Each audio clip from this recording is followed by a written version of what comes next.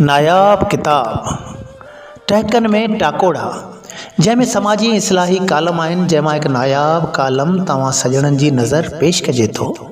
वाक़िया, वहिंवार, विरछूं ऐं वास्ता। वक़्त जूं घुरिजूं कॾहिं कहिड़ियूं त कॾहिं कहिड़ियूं।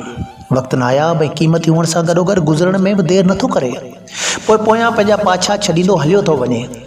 ॼण थर जी वारी हथनि जी आङुरियुनि जे विचां लही पई पट ते ऐं को अहसास ई कोन थियो।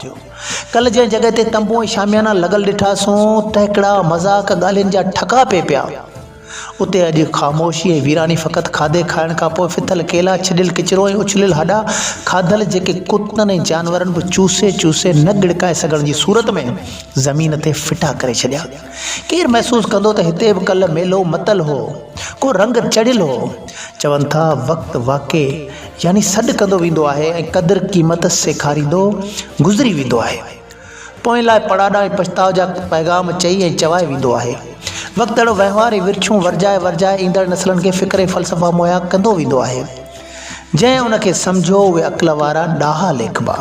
वक़्त जे वर्कनि में उन्हनि ॾाहनि जो क़दुरु ऐं क़ीमत लिखबी ऐं चयो वेंदो उहे वक़्त जा क़दुरदान हुआ। अॼु संदन फ़लसफ़ा ऐं जुमलनि जा पड़ाड़ा ॿुधजनि पिया। तारीख़ जे किताबनि में उन्हनि खे सुतल मुआशिरे में जागिल इंसान सम्झो वेंदो। उन्हनि जी अक़ल ऐं होशियारी, सियाणप जूं ॻाल्हियूं पोयनि खे विर्छ में सेखारियूं वेंदियूं।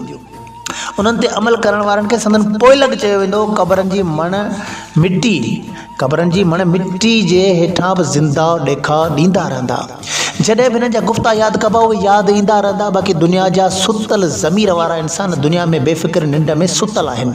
उन्हनि जी क़बरुनि खे क़ब्रिस्तान में ॻोल्हींदा त हथ बि कोन ईंदियूं। न ई को चाहींदो त उन्हनि जी मिटी ते कंहिं ॾियारे ते पाणी छटकारजे। छाकाणि जो उन्हनि हमेशह इंसाननि जे फटनि ते लूण छिणकिया, ॾुख ऐं महिणा ॾिना, सुख खसे ॾुख ॾिना, मजबूरियुनि में व्याज ते ॾोकड़ ॾेई पंहिंजी ख़्वाहिश जा बब त भरिया रहिया हमेशह ख़ाली ख़ाली।